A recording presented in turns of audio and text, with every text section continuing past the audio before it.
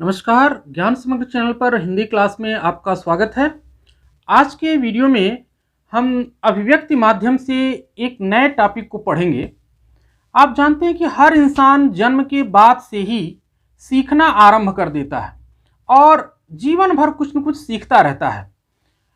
छोटे पर अपने माँ बाप से बहुत सारी चीज़ें सीखता है, अपने परिवारजनों से सीखता है, आसपास पड़ोसियों से सीखता है। विद्यार्थी जीवन में किताबों में पढ़ता है, कक्षाध्यापक से और विषयाध्यापकों से सीखता है। इसके बाद अखबारों में पढ़ता है, टेलीविज़न में पढ़ता है, अपने आसपास समाज से बहुत सारी चीज़ें सीखता है और खुद भी जीवन में बहुत सारी चीज़ें अनुभव करके सीखता है। और इस तरह से हर व्यक्ति के मस्तिष्क में एक बहुत बड़ी ज्ञान राशि संचित रहती है, जिसको हम अपने दोस्तों से बात करते हुए शेयर करते हैं। और कई बार तो ऐसा होता है कि हम देश के, समाज के बड़े गंभीर मुद्दों पर अपनी राय भी रखते हैं इसी ज्ञान के आधार पर। और कभी कभी तो हम दोस्तों के बीच बड़े बड़े मुद्दों पर बड़ी बड़ी राय रख करके बड़ी बड़ी हाँकते भी हैं। लेकिन जब इस ज्ञान को कहा जाता है लिखित रूप में व्यक्त करने के लिए, तो हमारे हाथ पांव फूल जाते हैं और हम लिखने से हिचकने लगते हैं। ऐसा नहीं है कि हम किसी विषय के बारे में कुछ भी नहीं जानते, हमारा ज्ञान शून्य होता है। हर विषय के बारे में कुछ न कुछ तो हम जरूर जानते हैं, लेकिन जो कुछ हम जानते हैं इसे लिखित रूप में जब व्यक्त करने की बात आती है तो हमारे हाथ पांव फूल जाते हैं।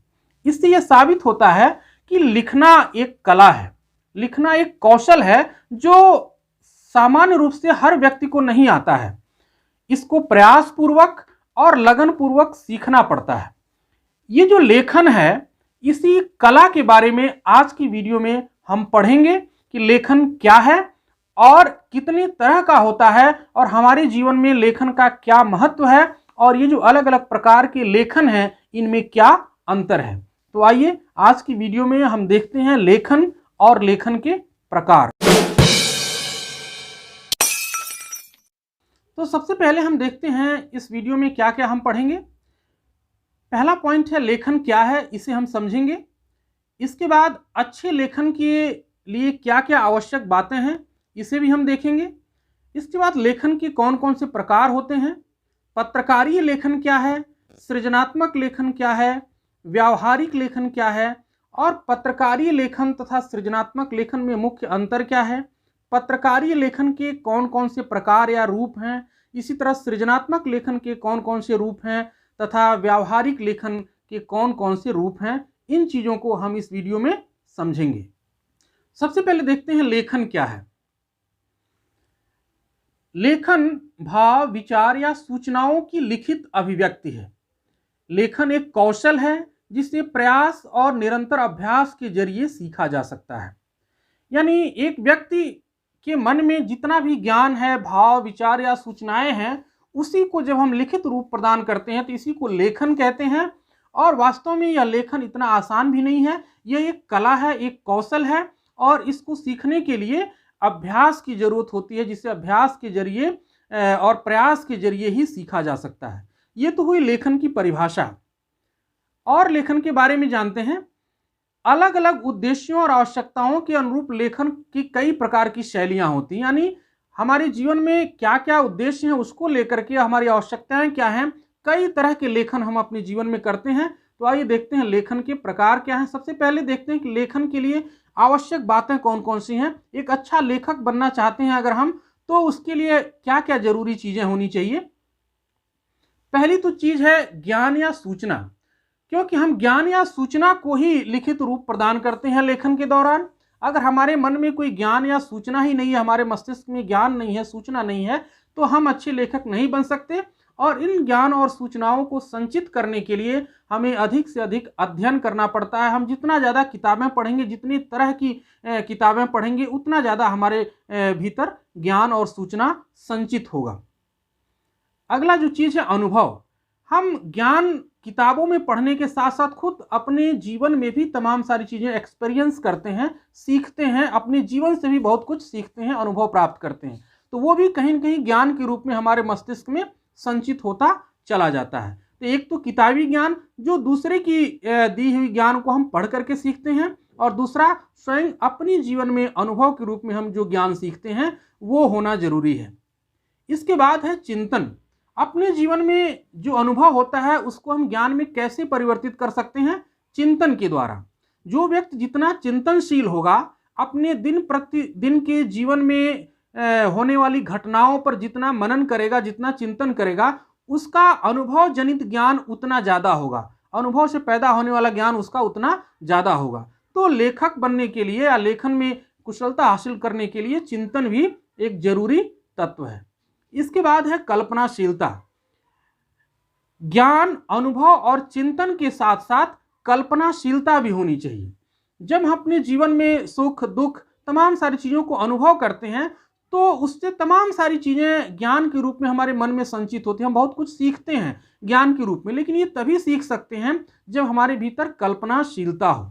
कल्पनाशीलता एक ऐसा गुण है जो हर रचनात्मक काम करने वाले के लिए जरूरी है, चाहे वो वैज्ञानिक हो, चाहे कलाकार हो या साहित्यकार हो, इन सभी के लिए कल्पनाशीलता का अत्यंत योगदान है। हम जो कुछ भी अपनी इंद्रियों से अनुभव करते हैं, देखते हैं, सुनते हैं, समझते हैं, उसके साथ साथ हम अपनी कल्पना को जब जोड़ते हैं तभी एक नया ज्ञान हमारे भीतर पैदा होता है, एक नया आकार जन्म लेता है और इसी के द्वारा हम अपने ज्ञान को नए रूप में प्रस्तुत करते हैं। यानी जो कुछ हमने अनुभव किया और जो कुछ हमने दूसरों के द्वारा दिया हुआ किताबों में पढ़ा, इन सबको जोड़ करके हम अपना ज्ञान पैदा करते हैं। वैज्ञानिक क्या करते हैं?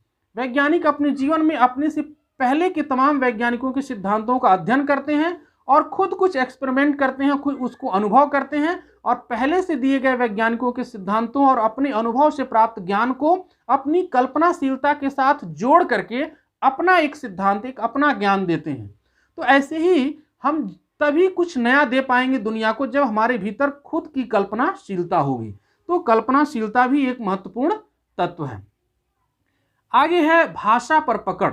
लेखन कार्य करने के लिए ये सबसे जरूरी तत्व है, क्योंकि हमारे पास चाहे लाख ज्ञान हो, कल्पनाशीलता हो, अनुभव हो, चिंतन हो, लेकिन जिस भाषा में हम लिखना चाहते हैं अगर उस भाषा में हमारी पकड़ नहीं है तो निश्चित रूप से हम एक अच्छा लेखन कार्य नहीं कर पाएंगे। भाषा पर पकड़ से मतलब है कि भाषा के शब्दों पर हमारी पकड़ होनी चाहिए, शब्द भंडार हमारे पास पर्याप्त होना चाहिए और एक ही भाषा के कई शब्दों में अर्थ मिलते जुलते होते हैं लेकिन बड़ी बारीक अंतर होता है। इस बारीक अंतर की समझ होनी चाहिए, भाषा के जो प्रचलित मुहावरे हैं वो हमें पता होना चाहिए। तो इस तरह से भाषा पर हमारी पकड़ होनी चाहिए। अगला जो महत्वपूर्ण बिंदु है अभ्यास। इन सारी चीज़ों के बावजूद भी अगर हम लेखन का अभ्यास नहीं करते हैं तो एक अच्छे लेखक नहीं बन सकते। तो ये 6 चीज़ें हैं जो एक अच्छा लेखक बनने के लिए जीवन में हमें जरूरी होता है। चाहे वो लेखन हम साहित्य के क्षेत्र में करें, चाहे पत्रकारिता के क्षेत्र में करें या व्यावहारिक लेखन करें, सभी तरह के हर तरह के लेखन के लिए ज्ञान, सूचना, अनुभव, चिंतन, कल्पनाशीलता, भाषा पर पकड़ और अभ्यास, इन चीज़ों की जरूरत होती है। अब देखते हैं मूल टॉपिक जो है लेखन के प्रकार। लेखन कितने तरह का होता है? तो देखिए यहाँ चार्ट द्वारा समझाया गया है लेखन के प्रकार। लेखन के मोटे मोटे 3 प्रकार होते हैं। सबसे पहले देखते हैं पत्रकारीय लेखन, दूसरा है सृजनात्मक लेखन और तीसरा है व्यावहारिक लेखन। अब पत्रकारीय लेखन किसे कहते हैं? जाहिर सी बात आप जानते हैं पत्रकार जो लेखन करता है वो पत्रकारीय लेखन है। और पत्रकार का मकसद क्या होता है लेखन के पीछे? वो समसामयिक खबरों को और उन खबरों से जुड़ी हुई जानकारियों को लोगों तक पहुंचाने के लिए लेखन कार्य करता है। पत्रकार चाहे टेलीविजन मीडिया से जुड़ा हो, चाहे रेडियो से जुड़ा हो, इंटरनेट से जुड़ा हो या प्रिंट मीडिया से जुड़ा है, किसी भी मीडिया से जुड़ा हो, उसको सबसे पहले खबरों को लिखना पड़ता है किसी भी माध्यम पर प्रसारित या प्रकाशित होने से पहले। तो पत्रकार अपने समय के खबरों को और उससे जुड़ी हुई जानकारियों को लोगों तक पहुंचाने के लिए जो भी लेखन करता है वो पत्रकारीय लेखन कहलाता है। इसी तरह से सृजनात्मक लेखन क्या होता है? सृजनात्मक लेखन जिसमें हम कुछ रचना करते हैं, कुछ सृजन करते हैं, इसी को साहित्यिक लेखन भी कहते हैं। एक साहित्यकार जो है वो अपने ज्ञान को, अपनी कल्पना को, अपने भावों को दूसरों तक पहुंचाने के लिए जो जो लेखन करता है या लेखन की जिन विधाओं को अपनाता है उसे सृजनात्मक लेखन कहते हैं। इसी को साहित्यिक लेखन भी कहते हैं। यानी सृजनात्मक लेखन कौन करता है? साहित्यकार करता है। अब सृजनात्मक लेखन में भी फिर दो भाग हो जाते हैं, दो तरह का लेखन हो जाता है। एक तो होता है शुद्ध साहित्यिक लेखन, दूसरा होता है व्यावसायिक साहित्य लेखन। शुद्ध साहित्यिक लेखन और व्यावसायिक साहित्य लेखन में क्या अंतर है? जब साहित्यकार अपनी प्रेरणा से, अपने अंतः की प्रेरणा से प्रेरित होकर के साहित्य लिखता है तो वो शुद्ध साहित्यिक लेखन कहलाता है। लेकिन वहीं पर कई बार ऐसा होता है कि साहित्यकार दूसरे के कहने पर लिखता है। जैसे आप एक मान लीजिए आप एक अच्छे कवि हैं और किसी फिल्मकार ने कहा कि आप अच्छे कवि हैं और मैं एक फिल्म बना रहा हूं, उसके लिए एक अच्छा सा गीत लिख दीजिए, ये सिचुएशन है, इस सिचुएशन पे गीत लिखना है। तो आप उस फिल्मकार के लिए गीत लिखते हैं, तो वहीं पर यह गीत क्या हो गया? साहित्यिक लेखन या व्यावसायिक साहित्य लेखन हो गया। अगर स्वयं की प्रेरणा से आप कोई कविता या गीत लिखते हैं तो आप एक कवि की हैसियत से लिख रहे हैं, ये शुद्ध साहित्यिक लेखन हुआ। लेकिन दूसरे के लिए जब आप गीत लिख रहे हैं तो वो व्यावसायिक साहित्य लेखन हो गया। इसी तरह से आप अपना कोई नाट्य ग्रंथ लिख रहे हैं, नाटक लिख रहे हैं, अपने लिए कोई कहानी लिख रहे हैं, तो ये क्या है? शुद्ध साहित्य लेखन है। लेकिन अगर किसी टीवी सीरियल वाले ने कह दिया कि मैं एक सीरियल बनाना चाहता हूं, आप मेरे लिए एक अच्छी सी कहानी लिख दीजिए, अच्छा सा पटकथा लिख दीजिए, या किसी फिल्म वाले ने कहा कि मैं एक फिल्म बनाना चाहता हूं और उसमें ये कंडीशंस है, ऐसे हीरो होने चाहिए, इस तरह से एक्ट्रेस होने चाहिए, थोड़ा रोमांस होना चाहिए, थोड़ा एक्शन भी होना चाहिए, अपनी कुछ कंडीशन बता दिया और उसके कंडीशन के अनुसार आप उसके लिए, उसकी फिल्म के लिए एक कहानी लिखते हैं, तो ये व्यावसायिक साहित्य लेखन हो गया। तो इस तरह से जब भी साहित्यकार दूसरे के आग्रह, दूसरे के अनुरोध, दूसरे की आवश्यकता और दूसरे की पसंद और मांग के अनुसार जब साहित्य लिखता है तो वो व्यावसायिक साहित्य लेखन कहलाता है। और जब साहित्यकार अपनी अंतः की प्रेरणा से प्रेरित होकर के लिखता है तो वो शुद्ध साहित्यिक लेखन कहलाता है। तो ये दो तरह के सृजनात्मक लेखन हो गए। अब आइए चलते हैं व्यावहारिक लेखन। व्यावहारिक लेखन किसे कहते हैं? व्यावहारिक लेखन हम अपने रोजमर्रा के जीवन में जो कुछ भी लेखन करते हैं, रोजमर्रा के जीवन में उपयोगी जो कुछ भी लेखन होता है उसे व्यावहारिक लेखन कहते हैं। उदाहरण के तौर पे जैसे हम अपने दोस्तों को पत्र लिखते हैं, अपने मम्मी पापा को पत्र लिखते हैं, तो ये क्या है? एक व्यावहारिक लेखन है, अपने जीवन से जुड़ा हुआ लेखन है। हमारे घर शादी है, विवाह है या कोई फंक्शन है तो उसमें लोगों को आमंत्रित करने के लिए निमंत्रण पत्र लिखते हैं, ये व्यावहारिक लेखन है। हमें कास्ट सर्टिफिकेट बनवाना है, डोमिसाइल बनवाना है, तो हम कोई एप्लीकेशन लिखते हैं किसी अधिकारी के पास, ये भी व्यावहारिक लेखन है। हम किसी ऑफिस में काम कर रहे हैं तो ऑफिस में अपने बॉस के लिए, अपने बॉस को छुट्टी के लिए एप्लीकेशन लिखते हैं, ये भी व्यावहारिक लेखन है। यानी जो लेखन हमारे रोजमर्रा के जीवन में उपयोगी होता है, रोजमर्रा की जिंदगी के लिए आवश्यक होता है, वो व्यावहारिक लेखन होता है। अब ये व्यावहारिक लेखन भी दो तरह का होता है, एक होता है कार्यालयी लेखन और दूसरा होता है व्यक्तिगत लेखन। तो इसमें अंतर क्या है? कार्यालयी लेखन का मतलब है कि जब हम अपने रोजमर्रा के जीवन में कार्यालयी कामकाज के लिए यानी ऑफिशियल कामकाज के लिए कोई लेखन करते हैं तो उसे कार्यालयी लेखन कहते हैं। और जब हम अपने व्यक्तिगत कारणों से लेखन करते हैं, अपने व्यक्तिगत जीवन के लिए लेखन करते हैं तो उसको व्यक्तिगत लेखन कहते हैं। अब आइए इनको समझ लेते हैं। सबसे पहले पत्रकारी जो लेखन है, पत्रकारी लेखन में सबसे प्रमुख जो प्रकार है लेखन का वो है समाचार लेखन। लेकिन पत्रकार केवल समाचार ही नहीं लिखता, वो देश दुनिया की खबरों से जुड़ी हुई जानकारियों को लोगों तक पहुंचाने के लिए लेखन के अन्य विविध रूपों का भी प्रयोग करता है। जैसे वो फीचर लिखता है, विशेष रिपोर्ट लिखता है, आलेख लिखता है, संपादकीय, स्तंभ लेख, साक्षात्कार, इंटरव्यू। तो ये सभी चीजें क्या हैं? ये सब पत्रकारीय लेखन के अलग अलग रूप हैं। समाचार, फीचर, विशेष रिपोर्ट, आलेख, संपादकीय, स्तंभ लेख और साक्षात्कार, इंटरव्यू, ये सब पत्रकारीय लेखन के विविध रूप हैं। इसी तरह सृजनात्मक लेखन में जो शुद्ध साहित्यिक लेखन है उसमें आते हैं कविता, कहानी, नाटक, निबंध, उपन्यास, संस्मरण, रेखा चित्र, यात्रा वृत्त, जीवनी, आत्मकथा, डायरी, ये सब शुद्ध साहित्यिक लेखन की विधाएं हैं। इसी तरह व्यावसायिक साहित्य लेखन में देखिए तो रेडियो नाटक, रेडियो पर भी नाटक प्रसारित होते हैं, उसको भी कोई न कोई लिखता है। तो रेडियो नाटक, पटकथा लेखक, संवाद लेखन, नाट्य रूपांतरण, पार्श्व गायन हेतु गीत लिखना। पार्श्व गायन मतलब जो फिल्मों पर्दे पर जो गीत गाया जाता है, फिल्मी पर्दे पर या सीरियल्स में जो गीत गाए जाते हैं, तो वो गीत भी कोई कवि ही लिखता है, कोई साहित्यकार ही लिखता है। इसी तरह से जो टीवी सीरियल्स में जो नाटक खेले जाते हैं, वो नाटक भी कोई न कोई लिखता ही है। पहले कहानी लिखी जाती है, फिर उसका नाट्य रूपांतरण किया जाता है और उसके बाद संवाद या डायलॉग लिखे जाते हैं। ठीक है, तो ये सब चीजें व्यावसायिक लेखन के अंतर्गत आती हैं। अब कार्यालयी लेखन में क्या आती हैं? आप जानते हैं औपचारिक पत्र, जितने भी औपचारिक पत्र होते हैं वो सब कार्यालयी लेखन में आते हैं। इसके अतिरिक्त भी अन्य बहुत सारी चीजें लिखी जाती हैं कार्यालयों में। मुख्य टिप्पण, आनुषांगिक टिप्पण, अनुस्मारक, अर्ध सरकारी पत्र, स्वतः स्पष्ट टिप्पणी, कार्यसूची, कार्यवृत्त, प्रेस विज्ञप्ति, परिपत्र, आवेदन पत्र, स्ववृत्त, ये सभी चीजें कार्यालयों में लिखी जाती हैं। सब अलग अलग तरह के डॉक्यूमेंट्स हैं जो कार्यालयों में लिखे जाते हैं। इन सभी को आपको अलग अलग पढ़ना है। इसके बाद होता है व्यक्तिगत लेखन। व्यक्तिगत लेखन हमने जो बताया, जो हमारे केवल अपने जीवन से संबंधित है, जो किसी ऑफिस से संबंधित नहीं है, ऐसे लेखन को व्यक्तिगत लेखन कहते हैं। और ये भी जो है व्यवहारिक लेखन के ही अंतर्गत आता है।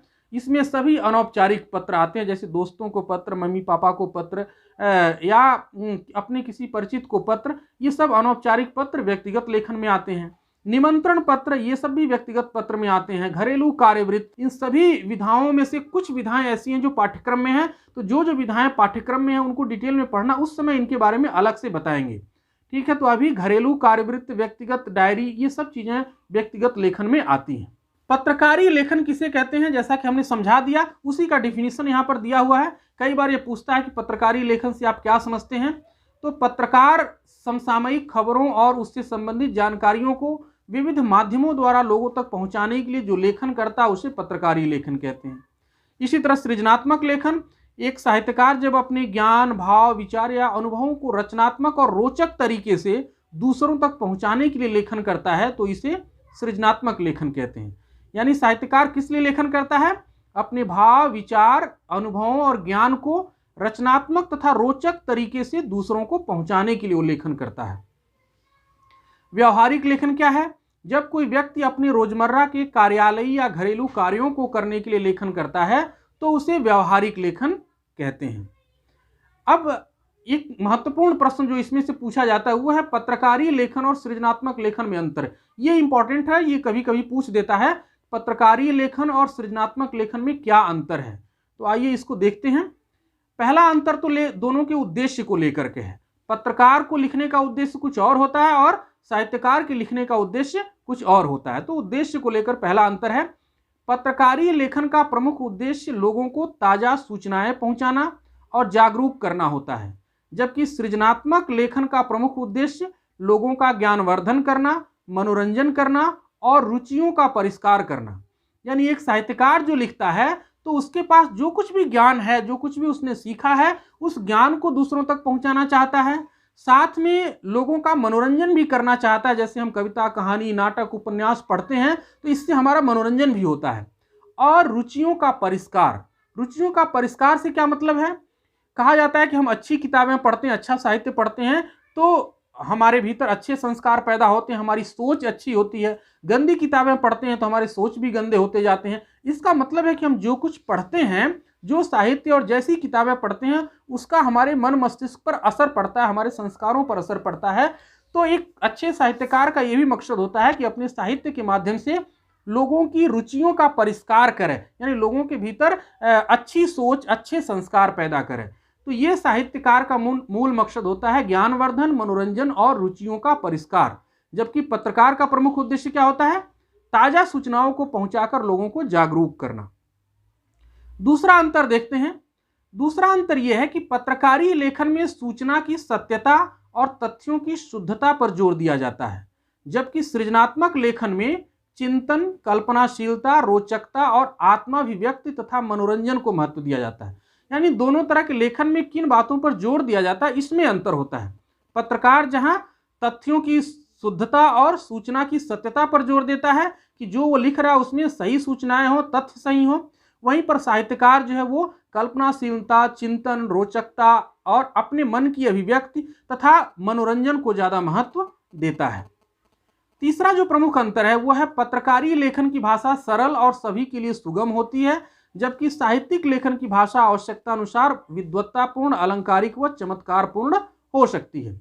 साहित्यिक एक पत्रकार को पता होता है कि वो जो कुछ भी लिख रहा है उसको बड़े से बड़े विद्वान, साइंटिस्ट और प्रोफेसर से लेकर के एक मजदूर तक पढ़ेगा, यानी समाचारों को सभी लोग पढ़ते हैं, इसलिए वो सरल से सरल बनाने का प्रयास करता है। यानी ये पत्रकारी लेखन की जो भाषा है वो बिल्कुल आसान होनी चाहिए कि विद्वान से लेकर के कम से कम पढ़ा लिखा व्यक्ति भी उसे समझ सके। लेकिन साहित्यकार क्या है, वो अलग अलग लोगों के लिए साहित्य लिखता है।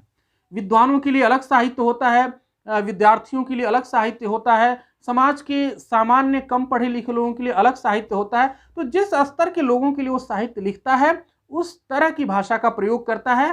तो यहाँ पर बहुत अधिक गुंजाइश है कि साहित्य में विद्वत्तापूर्ण, अलंकारिक व चमत्कारपूर्ण भाषा का भी प्रयोग किया जाए। तो ये संभावना रहती है साहित्यिक लेखन में। यानी पत्रकारी लेखन की भाषा तो हमेशा सरल और सुगम होगी, लेकिन साहित्यिक लेखन की भाषा आवश्यकता अनुसार विद्वत्तापूर्ण भी हो सकती है, अलंकारिक व चमत्कारपूर्ण भी हो सकती है। तो ये पत्रकारी लेखन और सृजनात्मक लेखन में अंतर है। शुद्ध साहित्यिक लेखन और व्यावसायिक साहित्य लेखन दोनों में अंतर हमने बता दिया। एक बार और देख लीजिए, जब साहित्यकार अपनी अंतः प्रेरणा से प्रेरित होकर अपने ज्ञान, भाव, विचार या अनुभवों को दूसरों तक पहुंचाने के लिए लेखन करता है तो उसे ही शुद्ध साहित्यिक लेखन कहते हैं। यानी अपनी अंतः प्रेरणा से प्रेरित होकर के साहित्यकार अपने ज्ञान, अपने भाव, विचार या अनुभवों को दूसरे तक पहुंचाने के लिए जो भी लेखन करेगा उसे शुद्ध साहित्य लेखन करेंगे। लेकिन वहीं पर व्यावसायिक साहित्य लेखन क्या है, जब साहित्यकार दूसरों की मांग, पसंद, आग्रह या आवश्यकता को ध्यान में रखते हुए लेखन करता है तो उसे व्यावसायिक साहित्य लेखन कहते हैं।